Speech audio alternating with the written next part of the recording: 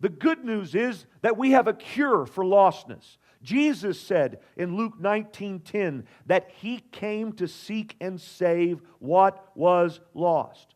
He was on a mission to rescue those who have squandered their lives on anything other than relationship with the Father. Furthermore, Jesus described Himself as the way to the Father. He described Himself as the way home, if you please. Jesus is the cure for lostness. Jesus in John 14:6 said, I am the way and the truth and the life. No one comes to the Father except through me. Jesus is the way home. Now listen, guys, if this is true, then there's nothing more important in the world.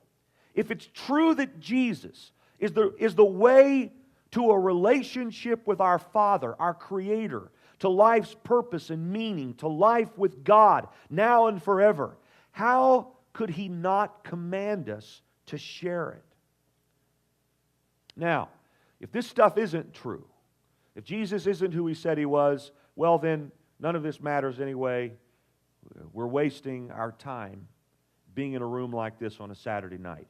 But if it is true, well, it's the most important news in the world. I read a few weeks ago an interview with Bono, the lead singer of U2, who is a Christ follower, imperfect, I'm sure, as are all of us in his attempts to follow Jesus. But nonetheless, he made some interesting observations that kind of sum up the Christian apologetic, or kind of the way we talk about the truth of Jesus. He's asked by the interviewer, Christ has His rank among the world's great thinkers, but Son of God, isn't that far-fetched? And Bono replies like this. Now, it's a long paragraph, but hear it. Bono says, no, it's not far-fetched to me. Look, the secular response to the Christ story always goes like this. He was a great prophet, obviously a very interesting guy, had a lot to say along the lines of other great prophets, be they Elijah, Muhammad, Buddha, or Confucius. But actually, Christ doesn't allow you that. He doesn't let you off that hook. Christ says, no, I'm not saying I'm a teacher. Don't call me a teacher. I'm not saying I'm a prophet. I'm saying I'm the Messiah. I'm saying I am God incarnate.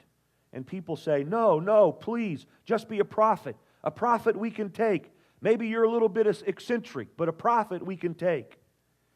But don't mention the M word, the Messiah word, because, we're going to have to crucify you. And he goes, no, I actually am the Messiah. At this point, everyone starts staring at their shoes and says, oh my God, he's going to keep saying this. So what you're left with, Bono says, is either Christ was who He said He was, the Messiah, or a complete nutcase. I mean, we're talking nutcase on the level of Charles Manson. I'm not joking here. The idea that the entire course of civilization for over half the globe could have its fate changed and turned upside down by a nutcase, for me, that's far-fetched. I hope you get the point. Either this is true or it's not true.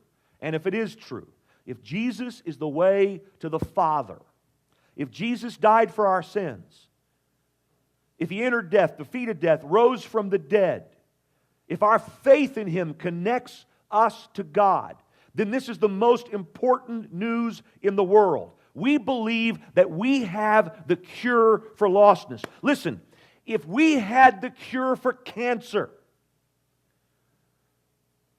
and we didn't do everything we could to share that cure with the world, that would be beyond immoral. We have the cure for lostness. We have to realize how high the stakes are.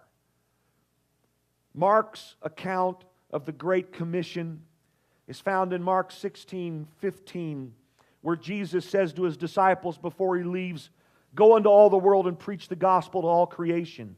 Whoever believes and is baptized will be saved, but whoever does not believe will be condemned. It raises the stakes, doesn't it? Whoever does not believe will be condemned.